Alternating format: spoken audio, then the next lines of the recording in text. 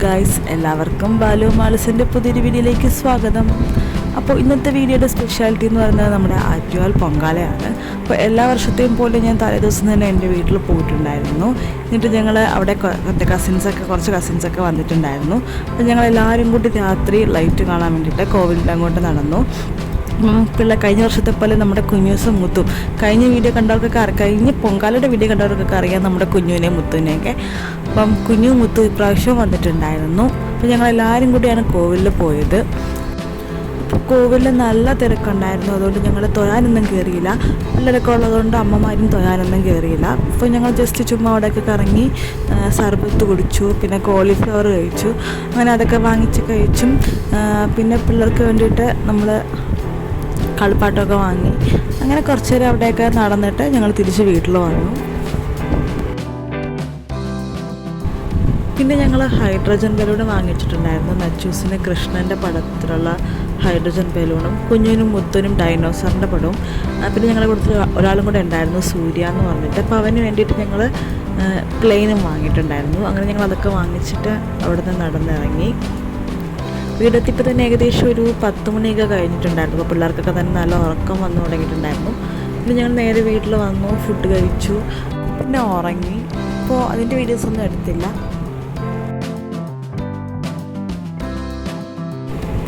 അങ്ങനെ കാത്തിരുന്ന് നമ്മുടെ പൊങ്കാല ദിവസം എത്തി. ഇപ്പം നച്ചൂസ് രാവിലെ തന്നെ ഉണർത്തി വിളിച്ചതിൻ്റെ ദേഷ്യത്തിൽ ഹോവലിൽ ചെന്ന് കസേര പുറത്തിരിപ്പുണ്ട്. അതിൽ കുഞ്ഞുവാണോ മുത്താണോ എന്നൊന്നും അറിയില്ല. ഒരാൾ ഉറക്കമായിരുന്നു, ഒരാൾ എന്തായാലും നേരത്തെ എണീറ്റിട്ടുണ്ടായിരുന്നു. അപ്പം ഒരാൾ കുളിച്ച് റെഡിയാൻ വേണ്ടിയിട്ട് പോയി, ഒരാൾ നല്ല ഉറക്കത്തിലായിരുന്നു. നച്ചൂസ് പിണങ്ങി വെളിയിരിപ്പുണ്ട്.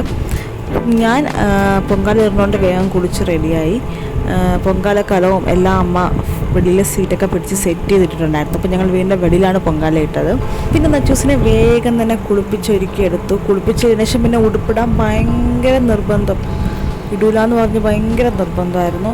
പിന്നെ കരഞ്ഞും പിടിച്ചും അച്ഛൻ എടുത്തുകൊണ്ട് പുറത്തുകൊണ്ട് നടന്ന് എങ്ങനെയൊക്കെ അടികൂടിയാണ് ഉടുപ്പിട്ടത്. അതിനുശേഷം പിന്നെ അവൾ പൊങ്കാലയുടെ കുടത്തിൽ വന്ന് നിന്ന് പൊങ്കാലയൊക്കെ നോക്കിക്കൊണ്ട് നിന്നു.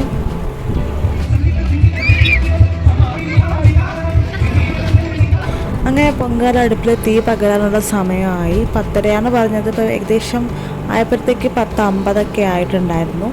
അങ്ങനെ നമ്മൾ കോവിലിൽ വെടി കേൾക്കും. അപ്പോൾ വെടി കേട്ട ഉടനെ തന്നെ നമ്മൾ അടുപ്പ് കത്തിച്ചു.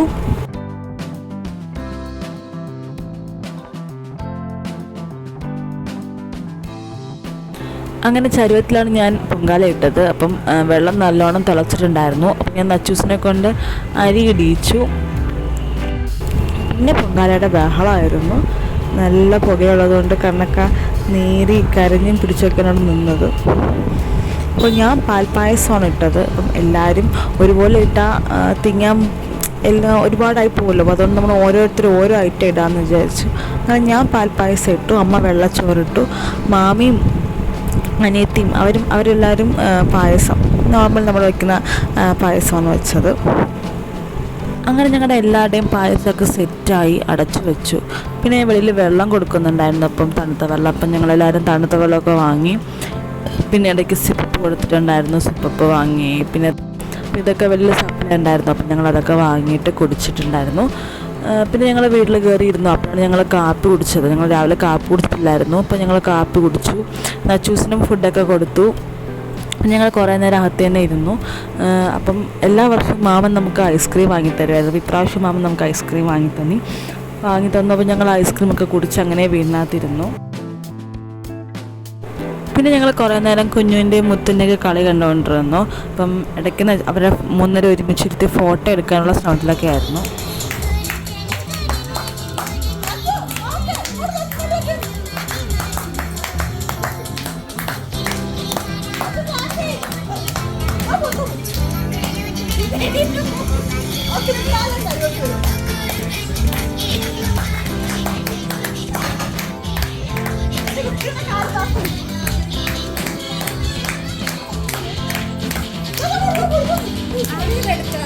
അങ്ങനെ അതൊക്കെ കഴിഞ്ഞതിന് ശേഷം ഞങ്ങൾ ഉണ്ട് തീർന്നപ്പോഴത്തേക്ക് നേദിക്കാനുള്ള സമയമായി.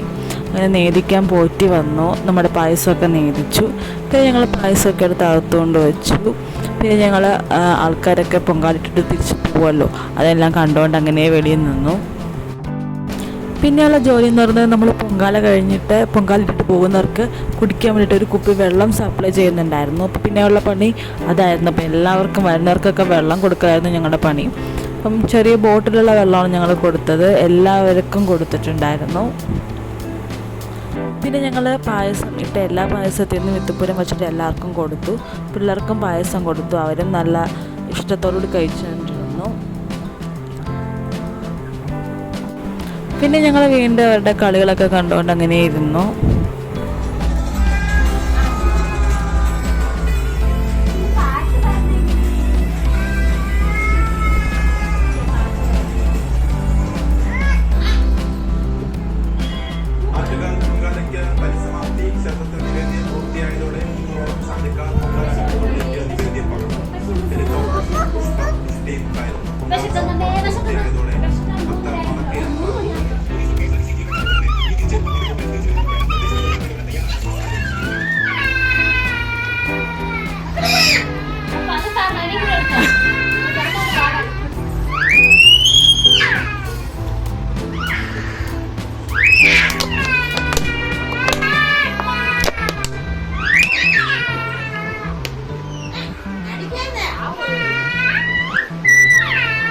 നച്ചോ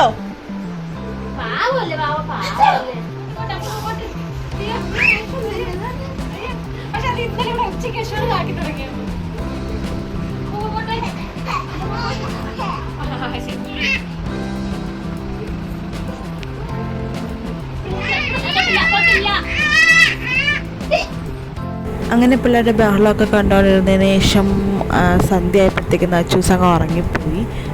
കുഞ്ഞും മുത്തും തിരിച്ച് വീട്ടിലും പോയി. അപ്പോൾ അവൾ കണ്ടൊന്നുമില്ല. അപ്പം എല്ലാവരും അങ്ങനെ പോയി വീടൊക്കെ അങ്ങ് ഉറങ്ങിയതുപോലെയായി. പിന്നെ എല്ലാവർക്കും ഭയങ്കര ക്ഷീണമായിരുന്നു. അപ്പം അങ്ങനെ മൊത്തത്തിലൊരു മൂകതയായിരുന്നു. പിന്നെ രാത്രി ആവാറായപ്പോഴത്തേക്ക് നച്ചൂസിനെ ഉണർത്തി വിളിച്ചു, ഫുഡൊക്കെ കൊടുത്തു. ഞാനും ഫുഡൊക്കെ കഴിച്ചു. പിന്നെ ഞങ്ങൾ ഘോഷയാത്ര പോകാൻ വേണ്ടിയിട്ട് റെഡിയായിട്ട് നിന്നു. അപ്പോഴത്തേക്ക് ചേട്ടൻ വന്നു. ചേട്ടൻ വന്നതിന് ശേഷം പിന്നെ ഘോഷയാത്ര ഇറങ്ങാത്തതുകൊണ്ട് ഞങ്ങൾ കുറേ നേരം വെയിറ്റ് ചെയ്ത് നിന്നായിരുന്നു വീട്ടിൽ. ആ സമയത്ത് നച്ചൂസ് ഭയങ്കര ഡാൻസായിരുന്നു. അപ്പം പുറത്ത് ബോക്സിൽ പാട്ടിട്ടുണ്ടായിരുന്നല്ലോ, അപ്പോൾ ആ പാട്ടിനനുസരിച്ചുള്ള ഡാൻസായിരുന്നു. ഇതൊക്കെ കഴിഞ്ഞതിന് ശേഷം ഞങ്ങൾ കുറച്ച് കഴിഞ്ഞിട്ട് ഞങ്ങൾ ഘോഷയാത്ര ഇറങ്ങി ഉടനെ തന്നെ ഞങ്ങൾ വീട്ടിൽ നിന്ന് ഇറങ്ങി. വീട്ടിൽ നിന്ന് ഇറങ്ങി നേരെ ഘോഷയാത്ര കാണാൻ വേണ്ടിയിട്ട് പോയി. അങ്ങനെ ഞങ്ങൾ ഘോഷയാത്ര കാണാൻ എത്തിയപ്പോഴത്തേക്ക് ഘോഷയാത്ര തുടങ്ങിയിട്ടുണ്ടായിരുന്നു. അപ്പം കുറച്ചായിട്ടാണല്ലോ വരുന്നത്. അപ്പോൾ കുത്തോട്ട പിള്ളേർ ആദ്യം കുറച്ച് വന്നു, പിന്നെ ഒരു സെറ്റ്, അങ്ങനെ ഓരോ സെറ്റായിട്ടാണ് വരുന്നത്. അപ്പം ഞാൻ വിചാരിച്ചു നമുക്ക് ലൈവ് ചെയ്യാമെന്ന് വിചാരിച്ചു. പക്ഷേ ലൈവ് ചെയ്യാൻ വേണ്ടിയിട്ട് ഞാൻ എല്ലാം സ്റ്റാർട്ട് ചെയ്തായിരുന്നു. പക്ഷേ അത് ഫ്ലോപ്പായിപ്പോയി. ലൈവ് നെറ്റ്വർക്ക് കിട്ടുന്നുണ്ടായിരുന്നില്ല. നെറ്റ് കണക്ഷൻ കറക്റ്റായിട്ട് കിട്ടാത്തതുകൊണ്ട് ആ ലൈവ് ഇങ്ങനെ സ്റ്റക്കായി നിന്നതുകൊണ്ട് ലൈവ് ചെയ്യാൻ പറ്റില്ല, അത് ഫ്ലോപ്പായിപ്പോയി. അപ്പം ഞാൻ പറ്റിയതൊക്കെ കുറച്ച് ചെറുതായിട്ട് വീഡിയോസൊക്കെ എടുത്തിട്ടുണ്ട്, അത് നിങ്ങൾക്ക് കാണിച്ചു തരാം. പിന്നെ ഒരു സെറ്റ് കഴിഞ്ഞ് അടുത്ത സെറ്റ് വരാൻ വേണ്ടിയിട്ട് ഒരുപാട് സമയം എടുക്കുന്നുണ്ടായിരുന്നു. അപ്പം അത്രയും നേരമൊന്നും നമുക്ക് കണ്ടുകൊണ്ട് നിൽക്കാൻ പറ്റില്ല എന്നുള്ളത് കൊണ്ട് ഞങ്ങൾ കുറച്ച് ദൂരം അങ്ങോട്ട് നടന്ന് പോയി കണ്ടു. അങ്ങനെ നമ്മൾ ഏകദേശം കുറേ ദൂരം നടന്ന് കണ്ടിട്ട് തിരിച്ച് ഞങ്ങൾ പിന്നെ 12 മണിയൊക്കെ ആയപ്പോഴത്തേക്ക് പിന്നെ മതിയാക്കിയിട്ട് തിരിച്ച് നടന്നു.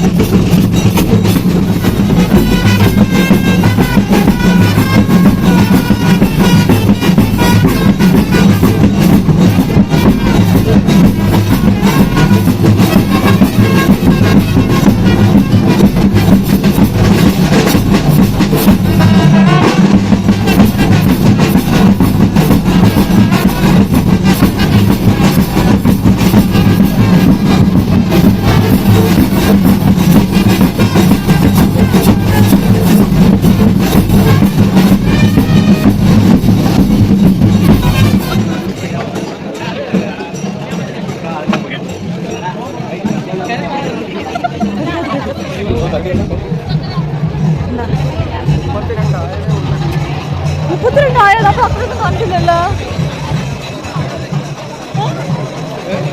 32 നമ്മൾ കണ്ടില്ല.